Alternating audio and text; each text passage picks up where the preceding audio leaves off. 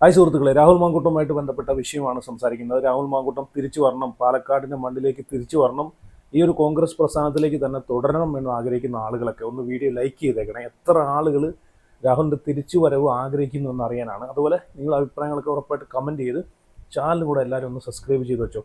ഞാനിവിടെ ഒരു പോസ്റ്റ് വയ്ക്കാം. രമേശ് ചെന്നിത്തല പറയുന്ന കാര്യങ്ങളാണ്.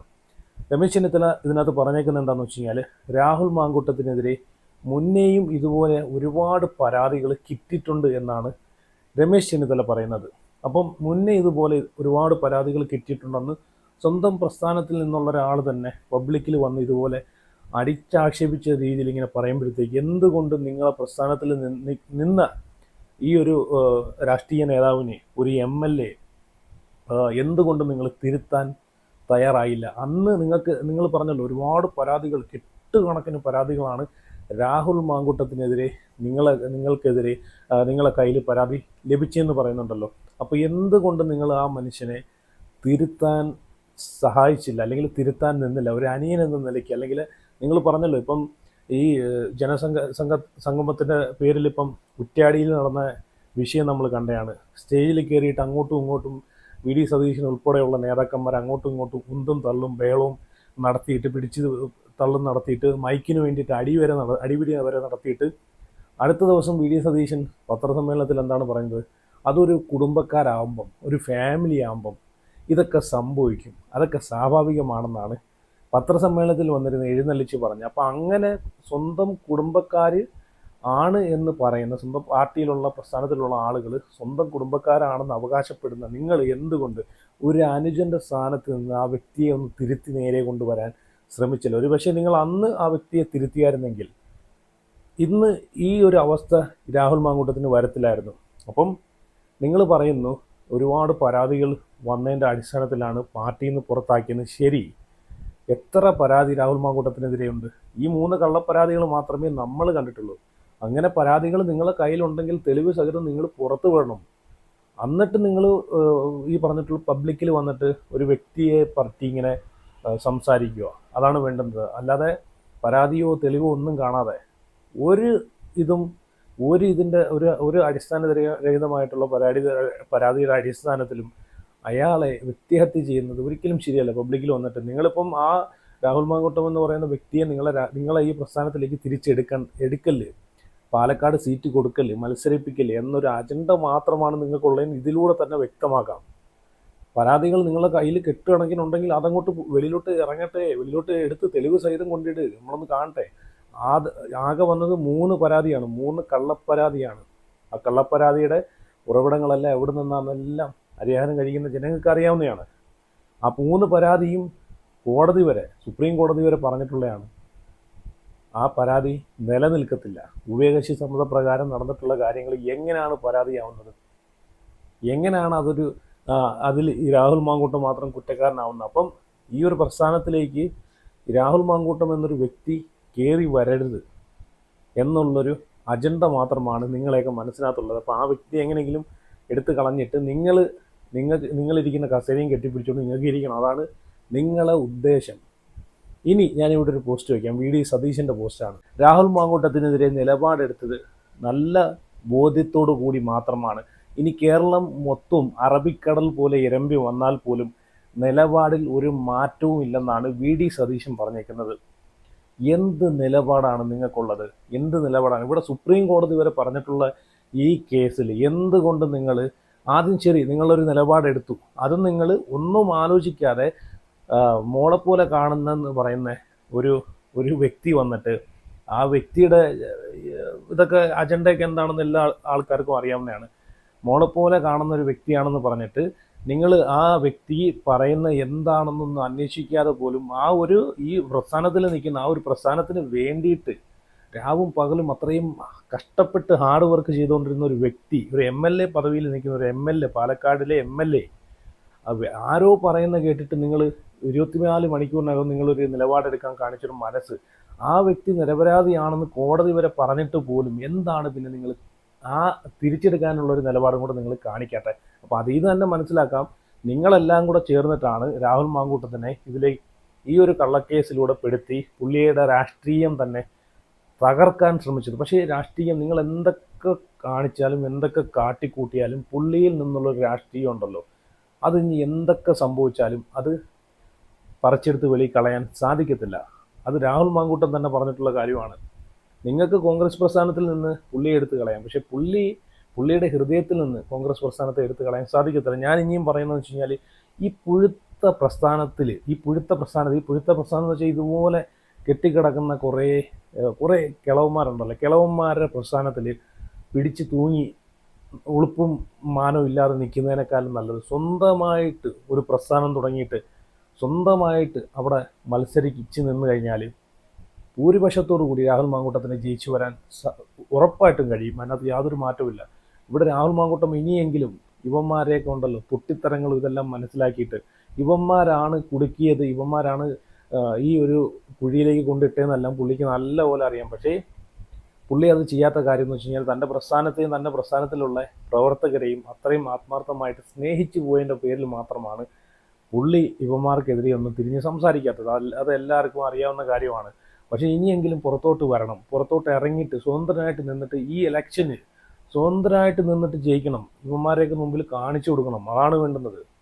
എവിടെ നിന്നാലും, കേരളത്തിൻ്റെ എവിടെ നിന്നാലും ഭൂരിപക്ഷത്തോടു കൂടി ജയിക്കും. പക്ഷേ പാലക്കാട് തന്നെ നിൽക്കണം, അതാണ് വേണ്ടുന്നത്. പാലക്കാട് നിന്ന് ജയിച്ച് കാണിച്ചു കൊടുക്കണം, അതാണ് വേണ്ടുന്നത്. ഇപ്പം പാലക്കാട് 4 പേരാണ് ഇപ്പം ഇവർ സെലക്ട് ചെയ്ത് വെച്ചേക്കുന്നത്. അതിൽ ആരെങ്കിലും ഒരാൾ നിൽക്കും. ഒന്ന് കണ്ണൻ ഗോപിനാഥ്, പിന്നെ ഈ പറഞ്ഞിട്ടുള്ള ജയഘോഷ്, പിന്നെ തങ്കച്ചൻ, അതുപോലെ മറ്റേ സന്ദീപ് വാര്യർ. അപ്പോൾ ഇവർ 4 പേരാണ് പാലക്കാടേക്ക് സെലക്ട് ചെയ്ത് വെച്ചേക്കുന്നത്. ഇതിൽ ആരെങ്കിലും ഒരാൾ നിൽക്കുമെന്നാണ് ഇപ്പം അറിയാൻ കഴിഞ്ഞിരിക്കുന്നത്. അപ്പോൾ രാഹുൽ മാങ്കൂട്ടത്തിന് എവിടെയും സീറ്റില്ല, പുള്ളി പാർട്ടിയിൽ നിന്ന് പുറത്താണ്, പുള്ളിക്ക് എവിടെയും സീറ്റ് കൊടുക്കത്തില്ല എന്നാണ് ഈ പറഞ്ഞിട്ടുള്ള ആളുകൾ, പ്രതിപക്ഷത്തിരിക്കുന്ന ആളുകൾ, പ്രതിപക്ഷ നേതാവ് ഉൾപ്പെടെയുള്ള ആളുകളൊക്കെ ഇപ്പോൾ പറയുന്നത്. ഇപ്പം നിങ്ങൾ നോക്കിയോ, രാഹുൽ മാങ്കൂട്ടം അല്ലാതെ ഈ 4 പേരിൽ ആരെ നിർത്തിയാലും 8 നിലയിൽ പൊട്ടും ഇവരാരും. ഇതിൽ 4 പേര് ആരെ നിർത്തിയാലും, ഈ സന്ദീപ് വാര്യരെ നിർത്തിയാൽ പോലും അവിടെ ജയിക്കാൻ പോകുന്നില്ല. ഈ സന്ദീപ് വാര്യരൊക്കെ എവിടെ നിന്നാന്ന് വന്നത്? BJP നിന്ന് മറുകണ്ഠം ചാടി വന്ന വ്യക്തികളാണ് അല്ലേ? അപ്പം ഇവരൊക്കെ സീറ്റിന് വേണ്ടിയിട്ടും കസേരയ്ക്ക് വേണ്ടിയിട്ടും മാത്രമാണ് ഈ പാർട്ടിയെ കെട്ടിപ്പിടിച്ച് തലയെ വെച്ചുകൊണ്ട് നടക്കുന്നതെന്ന് എല്ലാ ആളുകൾക്കും അറിയാം. പക്ഷേ ഈ രാഹുൽ മാങ്കൂട്ടത്തിനെ പോലെയുള്ള വ്യക്തികൾ ഇപ്പം അവരൊക്കെ ജനിച്ച് വളർന്ന് വരുമ്പം തന്നെ ആ ഒരു പ്രസ്ഥാനത്തിന് വേണ്ടിയിട്ട് കൊടി പിടിച്ച് അത്രയും ആത്മാർത്ഥമായിട്ട് പണിയെടുത്ത് ആ ഒരു പ്രസ്ഥാനത്തിന് അത്രയും മറ്റുള്ള ഈ പാർട്ടികളുടെ അല്ലെങ്കിൽ മറ്റുള്ള പ്രസ്ഥാനങ്ങളിലേക്ക് അമ്പുകളെ തടുത്ത് കയറി വന്ന ആളുകളാണ് അല്ലേ? എവിടെയും എന്തും ചങ്കൂറ്റത്തോടെ സംസാരിച്ച് ആ ഒരു പ്രസ്ഥാനത്തിന് വേണ്ടിയിട്ട് പൊരുതി കയറി വന്ന ആളുകളാണ്. അപ്പം അവരെ പോലെയുള്ള ആളുകളെയാണ് സപ്പോർട്ട് ചെയ്യേണ്ടതും, അവർക്കാണ് സീറ്റ് കൊടുക്കേണ്ടത്. എന്തായാലും രാഹുൽ മാങ്കൂട്ടം അല്ലാതെ വേറെ ആരെ പാലക്കാട് കൊണ്ട് നിർത്തിയാലും 8 നിലയിൽ പൊട്ടും, അതിനകത്ത് യാതൊരു സംശയവുമില്ല. ഇപ്പോൾ AICCയുടെ ലിസ്റ്റിനകത്ത് രാഹുൽ മാങ്കൂട്ടത്തിൻ്റെ പേരില്ല. ഇത്രയും ഈ 4 പേരുടെ പേരുകളാണ് പാലക്കാട് സെലക്ട് ചെയ്ത് വെച്ചേക്കുന്നത്. ഞാനിവിടെ ഒരു വാർത്തയുടെ ചെറിയൊരു ഭാഗം കൊടുക്കാം, നിങ്ങളൊന്ന് നോക്കി. കാരണം ഈ ഒരു പ്രസ്ഥാനത്തിൽ നിൽക്കുന്ന ആളുകൾ തന്നെ പാലക്കാടൊക്കെ ആണെങ്കിൽ പിടിച്ചു പറിച്ചുകൊണ്ട് പോവുക. പാലക്കാട് നിൽക്കാൻ ഉദ്ദേശിക്കുന്ന ആളുകളെ ഒരു ചിന്തയെന്ന് വെച്ച് കഴിഞ്ഞാൽ, പാലക്കാട് ഞാൻ നിന്ന് കഴിഞ്ഞാൽ എന്നെ ജനങ്ങളങ്ങ് ഭൂരിപക്ഷത്തോടെ ജയിപ്പിക്കും എന്നുള്ളൊരു ചിന്തയാണ്. പാലക്കാട് ഈ പറഞ്ഞിട്ടുള്ള UDFൻ്റെ കൊട്ടകയാണ്, അല്ലെങ്കിൽ UDFന് ഭൂരിപക്ഷം വോട്ട് കിട്ടും എന്നുള്ളൊരു തെറ്റിദ്ധാരണയാണ്. എങ്ങും കിട്ടാൻ പോകുന്നില്ല. ഇവിടെ ഷാഫി പറമ്പിലും അതുപോലെ രാഹുൽ മാങ്കൂട്ടും ഈ 2 വ്യക്തികൾ അവിടെ ഉണ്ടാക്കിയ ഓളമൊന്നും ഇനി ആരും ഉണ്ടാക്കാനും പോകുന്നില്ല. ഞാൻ എന്തായാലും ഒരു വാർത്ത നിങ്ങൾക്ക് വെച്ചുതരാം, വാർത്ത ഒന്ന് കണ്ടു നോക്കേ. കോൺഗ്രസിലേക്ക് UDFിലേക്ക് വീണ്ടും വന്നാൽ ശ്രദ്ധാകേന്ദ്രം ഇത്തവണ പാലക്കാട് മണ്ഡലമായിരിക്കും. എന്തായാലും രാഹുൽ മാങ്കൂട്ടത്തിൽ മത്സരിക്കില്ലെന്ന് ഏകദേശം ഉറപ്പായി കഴിഞ്ഞിട്ടുണ്ട്. അങ്ങനെയെങ്കിൽ ആര്? അപ്പോൾ ഈ ഒഴിവ് വരുന്ന പാലക്കാട് സീറ്റ് യുവാക്കൾക്ക് തന്നെ അനുവദിക്കണമെന്ന യൂത്ത് കോൺഗ്രസിന്റെ ആവശ്യം ഉയർന്നിട്ടുണ്ട്. യൂത്ത് കോൺഗ്രസ് ജില്ലാ അധ്യക്ഷൻ KS ജയഘോഷിനെ പരിഗണിക്കണമെന്ന ജില്ലാ നേതൃത്വത്തിന് മുന്നിൽ ആവശ്യം വന്നിട്ടുണ്ട്. ആവശ്യം ഇപ്പോൾ നേതൃത്വത്തിന്റെ പരിഗണനയിലാണ്.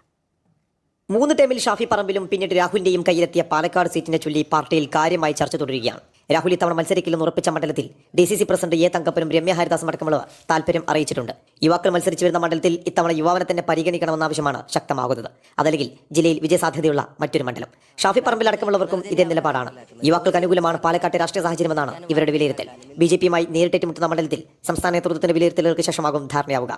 വിജയസാധ്യതയുണ്ടെന്ന് ജില്ലാ നേതൃത്വം റിപ്പോർട്ട് നൽകിയ നെന്മാറയിലും നേതാക്കളിൽ ചിലർ താല്പര്യം അറിയിച്ചിട്ടുണ്ട്. അതേസമയം തൃത്താലയിലേക്ക് ഇവിടെ തങ്കച്ചനൊക്കെ കിടന്ന് പിടിച്ചു പറിയാണ്, എനിക്ക് പാലക്കാട് വേണമെന്ന്. ഇനി എത്ര ആളുകൾ അവിടെ കിടന്ന് പിടിച്ചു പറിച്ചാലും അവിടുത്തെ ജനങ്ങൾ രാഹുൽ മാങ്കൂട്ടത്തിനെ അല്ലാതെ വേറെ ഒരു മനുഷ്യനെയും അവിടെ ജയിപ്പിക്കാൻ പോകുന്നില്ല, അത് വേറെ കാര്യം. ഇനി നിങ്ങൾ നോക്കിക്കോ, ഇവിടെ ഈ 4 പേരിൽ ആരെ നിർത്തിയാലും ആരും ജയിക്കാൻ പോകുന്നില്ല. അവിടെ BJP കൊണ്ടുപോകും, അതിനകത്ത് യാതൊരു സംശയവുമില്ല. BJP കൊണ്ടുപോകും. LDF അവിടെ കൊണ്ടുപോകത്തില്ല. പക്ഷേ UDFിൻ്റെ സീറ്റ് അവിടെ രാഹുൽ മാങ്കൂട്ടത്തിന് കൊടുത്തില്ലെങ്കിൽ അവിടെ ഉറപ്പായിട്ടും BJP കൊണ്ടുപോകും, അതിനകത്ത് യാതൊരു സംശയമില്ല. ഇപ്പം തന്നെ കഴിഞ്ഞ സർവേക്കകത്ത്, ഇപ്പോൾ അടുത്ത സർവേ ഞാൻ അടുത്ത ദിവസത്തെ വീഡിയോക്കകത്ത് ഈ പുതിയ ലേറ്റസ്റ്റ് ആയിട്ടുള്ള സർവേ ഫലം വന്നിട്ടുണ്ട്. ഞാൻ അടുത്ത വീഡിയോക്കകത്ത് അത് ഞാൻ പറയാം, അപ്ഡേറ്റ് ചെയ്യാം.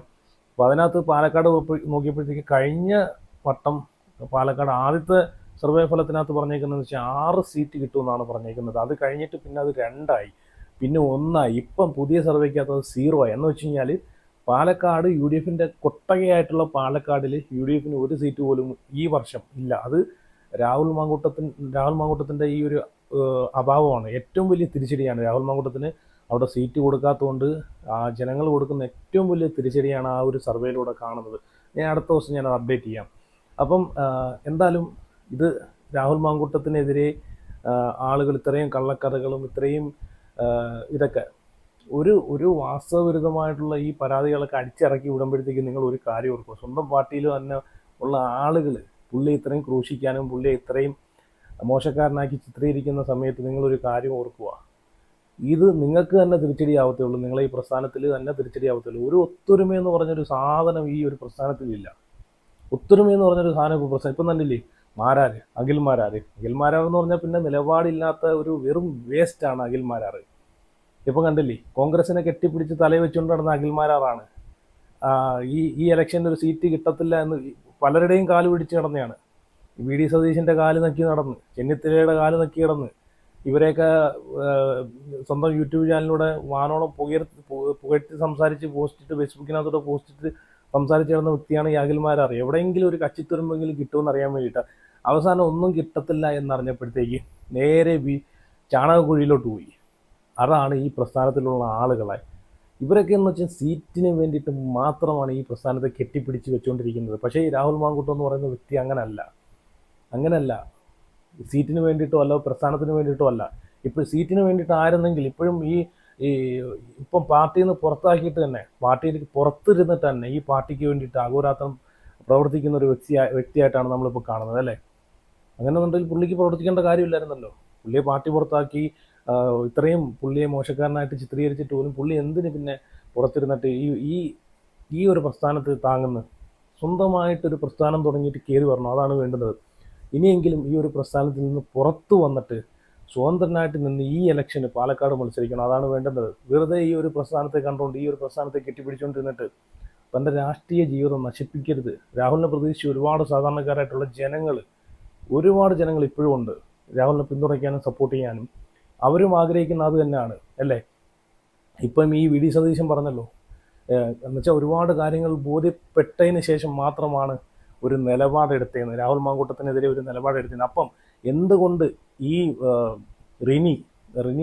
റിനിയല്ല മറ്റേ ഷഹനാസ് ഇത്രയും പബ്ലിക്കിൽ വന്നിട്ട് ഈ ഒരു പ്രസ്ഥാനത്തിനെ ആക്ഷേപിക്കുന്ന രീതിയിൽ സംസാരിച്ചിട്ട് പോലും ഇപ്പോൾ റീസെൻ്റ് ആയിട്ടൊരു ഇൻ്റർവ്യൂ ഞാൻ കാണുകയുണ്ടായി ഷഹനാസിൻ്റെ. ഇപ്പം പുള്ളിക്കാരി വെളുപ്പിക്കാനെ കൊണ്ട് നടക്കുവാണ്. പുള്ളിക്കാരി എങ്ങനെയെങ്കിലും വെളുപ്പിക്കാനൊക്കെയുള്ള പരിപാടി ഓടി ഇൻ്റർവ്യൂ എടുത്തുകൊണ്ടിരിക്കുകയാണ്. ആ ഇൻ്റർവ്യൂവിൽ വന്ന് പറഞ്ഞേക്കുന്നത് എന്താണ്, ഈ കോൺഗ്രസ് പ്രസ്ഥാനത്തിലുള്ള യുവ നേതാക്കൾ PR-ൻ്റെ ബലത്തിലാണ്, PR കൊടുത്തിട്ടാണ് ഈ ഒരു പ്രസ്ഥാനത്തിൽ നിൽക്കുന്നത്, ഈ ഒരു പ്രസ്ഥാനത്തിനെ കൊണ്ടുപോകുന്നതാണ്. അപ്പോൾ ഇത്രയും ഈ ഒരു പ്രസ്ഥാനത്തിനെ തരം താഴ്ത്തി മാധ്യമങ്ങളിൽ വന്നിരുന്ന് അടിച്ചാക്ഷേപിച്ച് ഈ ഒരു പ്രസ്ഥാനത്തിൽ നടക്കുന്ന കാര്യങ്ങൾ അപ്പുറത്തോട്ട് കൊണ്ട് ചോർത്തി കൊടുത്ത് ചാരപ്പണി ചെയ്യുന്ന ഈ ഷഹനാസിനെതിരെ എന്തുകൊണ്ട് നിലപാടെടുക്കുന്നില്ല? എന്തുകൊണ്ട് പാർട്ടി ഇതിനെതിരെ ഒരു തീരുമാനം പോലും ഈ ഷഹനാസിനെതിരെ ഇത്രയും? അതുമാത്രമല്ല, ഒരുപാട് കാര്യങ്ങൾ, ഒരുപാട് ഈ പാർട്ടിയിൽ പ്രവർത്തിക്കുന്ന സമയത്ത് തന്നെ ഈ ഷഹനാസ് ഒരുപാട് വഞ്ചന കുറ്റം വരെ ചെയ്തിട്ടുള്ളതാണ്. അതിൻ്റെയൊക്കെ ഇപ്പം നമ്മൾ കണ്ടുകൊണ്ടിരിക്കുകയാണ്. എന്നിട്ട് പോലും എന്തുകൊണ്ട് അവർക്കെതിരെ ഒരു വാക്ക് പോലും